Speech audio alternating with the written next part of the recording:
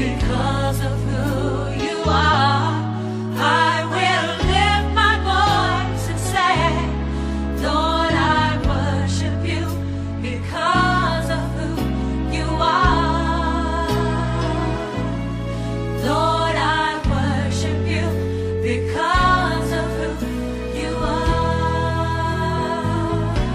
Jehovah Jireh.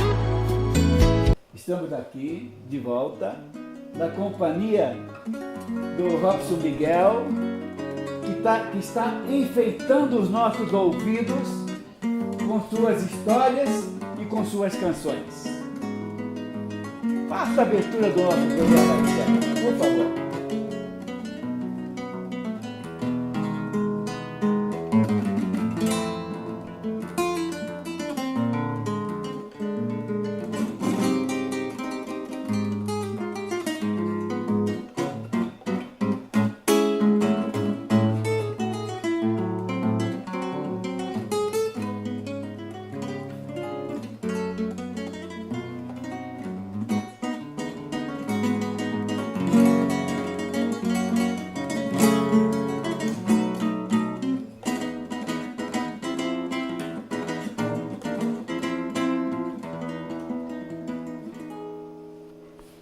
Além de sua paixão por aquela indígena, a sua paixão pela música, a sua paixão pela história,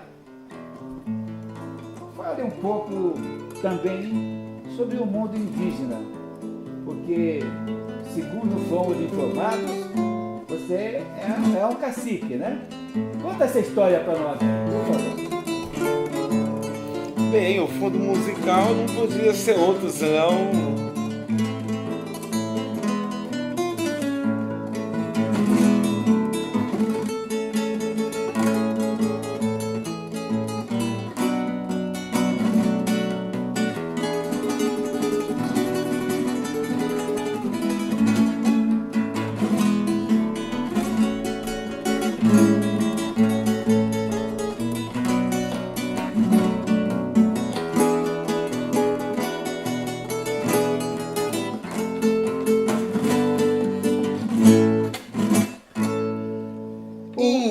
Índia, seus cabelos nos ombros caídos, né, negros como a noite, justamente, pura poesia.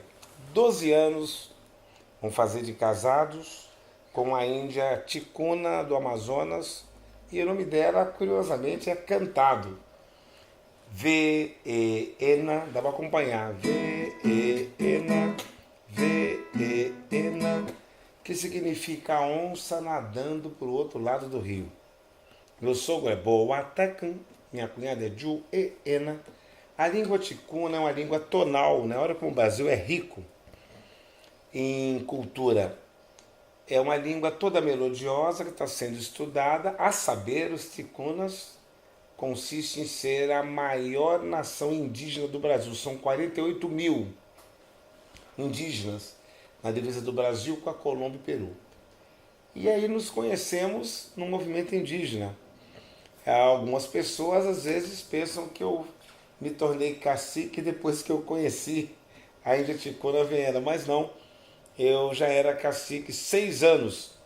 Fui eleito a primeira vez que uma nação Guarani, que é a segunda maior nação indígena do Brasil, são 46.300, primeiro lugar Ticuna, segundo lugar Guarani, elege uma pessoa que não é 100% índio, né?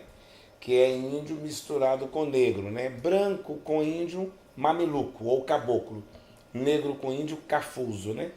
Então isso se sucedeu depois que eu passei a visitar as aldeias do litoral, porque eu de garoto sempre gostava de visitar a aldeia do meu pai, onde ele nasceu em Aracruz, e uma vez o cacique de lá disse para mim, olha, tem uma aldeia lá pertinho de vocês, lá em Mongaguá, no litoral, e eu tenho um primo que é cacique lá. E ele me deu uma carta olfativa, que é própria da cultura, um trançado de tiara com 5 penas, 3 de cores diferentes, 2 iguais, palha de milho, umas sementes de milho, um pedaço de mandioca e disse, localiza essa aldeia e leva esse adereço, essa tiara, para o cacique. Eu falei, mas Mongaguá, minha irmã tem uma casa na praia. Sabia que tinha índio lá.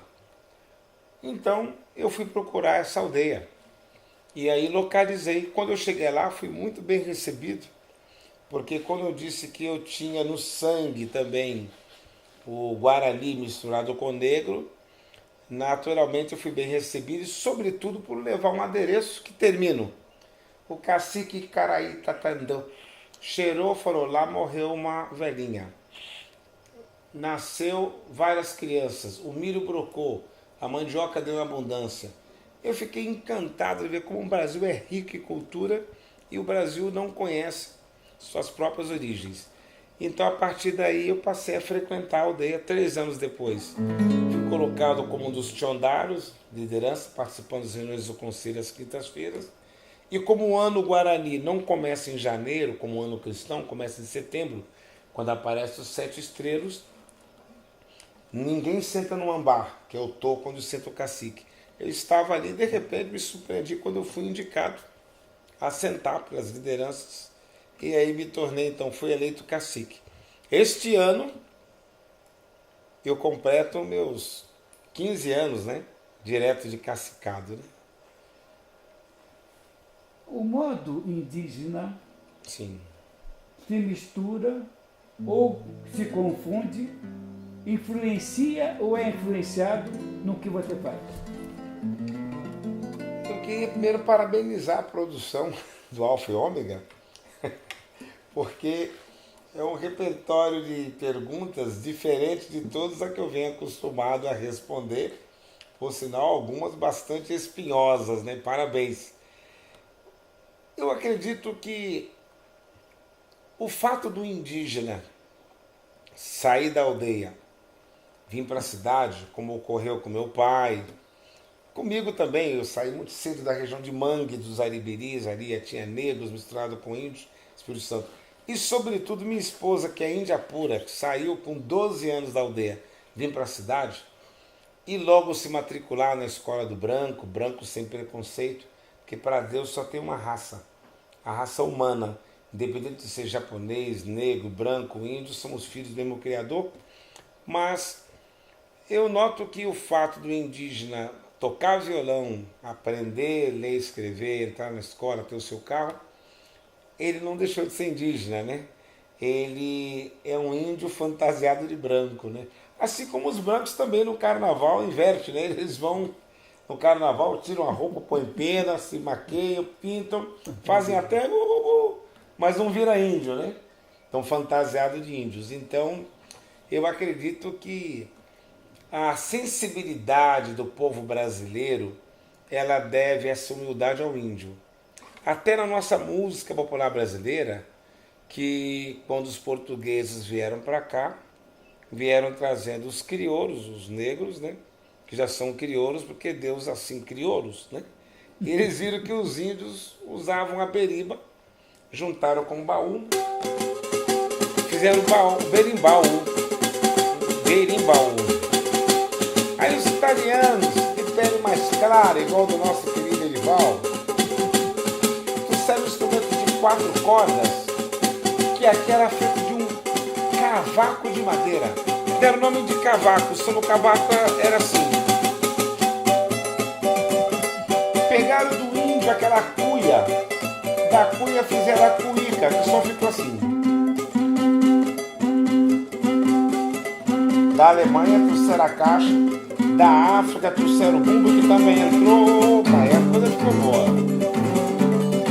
Então acredito que a influência do índio, do negro e do europeu na minha vida se tornou um fator primordial para a construção do meu caráter pessoal e musical, que são esses 3 elementos, branco, negro e índio, que juntos formam as cores da nossa aquarela do Brasil. Esse é o Brasil, esse é o nosso Brasil.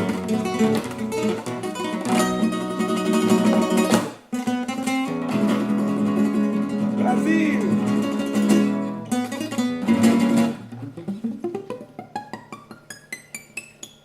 Acabou as notas aqui? Não tem mais.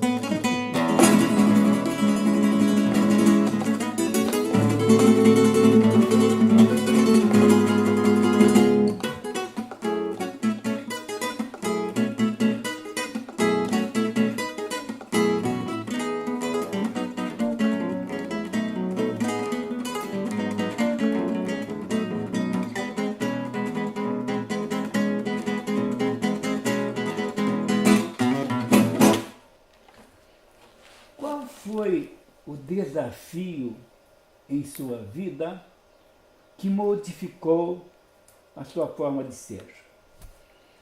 Eu acredito que os maiores desafios que eu passei na minha vida, eu diria que foi quando, aos 11 anos, meu pai saiu de casa. Eu, sendo o mais velho dos homens, assumi um papel de filho e pai ao mesmo tempo, porque éramos em 6 irmãos, eu o mais velho dos homens, os outros todos mulheres, meu irmão caçula era de colo.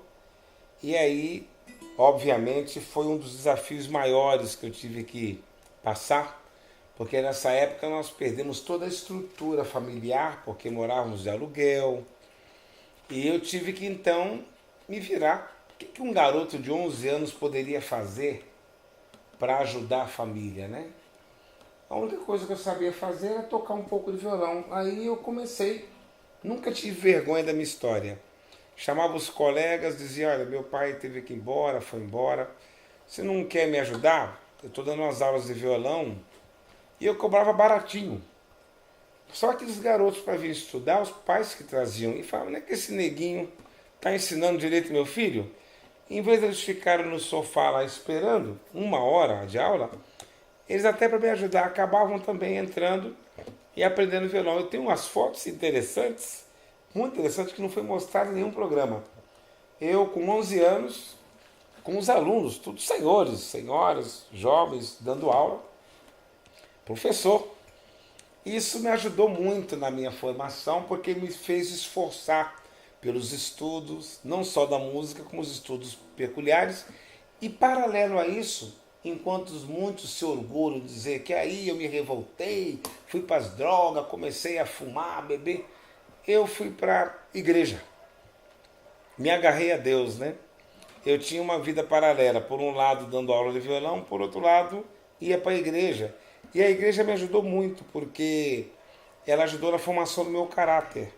Nunca fui um artista. Os artistas, no mínimo, não estou falando mal dos meus amigos artistas, mas a maioria, no mínimo, bebe, fuma, tem suas vidas um pouco envolta de muitas coisas erradas, né? E eu sempre tive minha vida dentro da igreja, né? Tocando no conjunto de jovens. E isso virava um exercício, que eu tinha que ensaiar os jovens, tinha que tirar as músicas da aula de violão. Então, eram 2 pernas. Uma perna no meu trabalho com música popular brasileira, na época eu ouvia música de mais qualidade do que agora, né? E a outra perna ouvindo músicas que lapidam a alma da gente, que falam do bem, do amor de Deus, né? Então acredito que isso contribuiu muito no meu caráter, de uma formação Uma cristã. canção evangélica, então, para nós? Opa, pode ser sim. Vamos ver.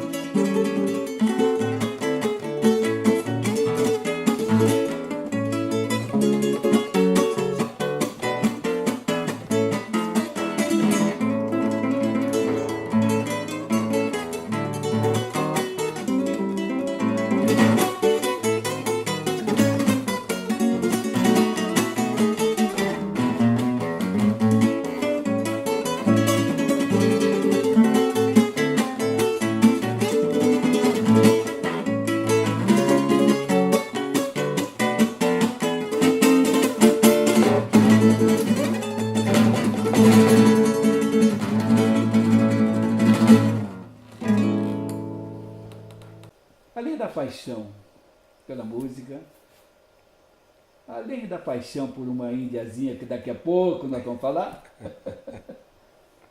qual é o seu hobby preferido? Boa pergunta. Na verdade, meu hobby preferido nasceu da paixão pelo violão. Como eu comentei, na minha adolescência, aos 11 anos, eu fui matriculado no conservatório. Cheguei lá com o violão do lado de cá, o polegar aparecendo. Meu professor João Batista Nobre colocou o violão do lado de cá, a mão no lugar. E logo eu teria que tocar obras renascentistas do programa do conservatório.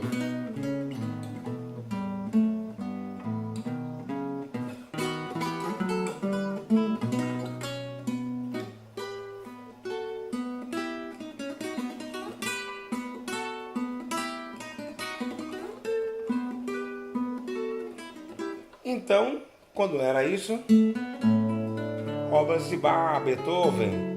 E uma vez eu perguntei para ele como é que esses violonistas da época ficaram famosos, se na época não tinha discos, malmente partitura, né? Aí ele disse assim, olha aqui, período renascentista, 1675, John Donald ao rei Alfonso X. Aí ele falou, esses músicos violonistas eram músicos da corte, eles começaram vivendo, tocando para reis e rainhas em castelos. Em castelos? Aí eu falei, como assim? Enquanto no Brasil o violão era um instrumento de pobre, de desocupado, de boêmio, na época andar com o violão nas costas era coisa de menestrel mesmo. Lá na Europa o violão sempre foi um instrumento visto como um instrumento para tocar para reis e rainhas. Quando eu me formei em violão clássico, então eu coloquei um sonho no meu coração. Um dia, visitar um castelo que o violão tenha nascido. 25 de julho de 1985, rolê! Eu estava colocando pela primeira vez meus pés num castelo em Málaga, onde estão as malaguenhas. Olé! E aí logo na Espanha, no castelo de Segóvia, de onde saiu Colombo, em Portugal, no castelo de Sintra, castelo de Belém, da onde 15 anos depois ele foi construído para marcar de onde saiu Cabral. E eu então comecei a conhecer a minha história como brasileiro, contada de fonte primária, de quando Colombo, em 1491, sai da Espanha e vem buscar o caminho para as Índias, pensou que tinha chegado na Índia, chamou os habitantes aqui de índios. Um erro que ainda não foi corrigido, continuam chamando de índios, que na verdade são nações. E eu ouvi também do castelo, do local, do Tejo, onde saiu Cabral, nasceu aí meu segundo hobby, o amor pela história do meu próprio país. Daí eu comecei a pegar documentos dos castelos para construir o meu e tropeçava no documento com a história do Brasil contada de lá para cá. Me tornei um amante da minha própria história, um historiador, um pesquisador. Há muitos anos eu sou membro do Instituto Histórico e Geográfico de São Paulo, tenho livros escritos, tenho minha própria sala lá no terceiro andar inteiro da cultura indígena, sou membro do Instituto Biográfico do Brasil, também trabalhando na construção de livros, traduções da língua Guarani do Tupi-Guarani para a USP, para a Uniesp, e nasceu meu segundo hobby, o hobby São Miguel, não só contador de história, brincando com o violão, como também um outro lado sério, historiador polêmico, porque eu só passo informações de fontes primárias. Né? Eu acho que é inegável que você gostou do que viu, do que ouviu. Mas isso não é nada pelo que vem por aí. Ouvir Robson Miguel, ouvi-lo em suas histórias. Eu creio que você tem que falar com seus amigos para assistir na TV Alfa Ômega, para assistir em todos os canais sociais. E olha, hein? Não perca o que vem por aí, hein? Aguardamos vocês e nossos próximos programas. Ok. Sapete.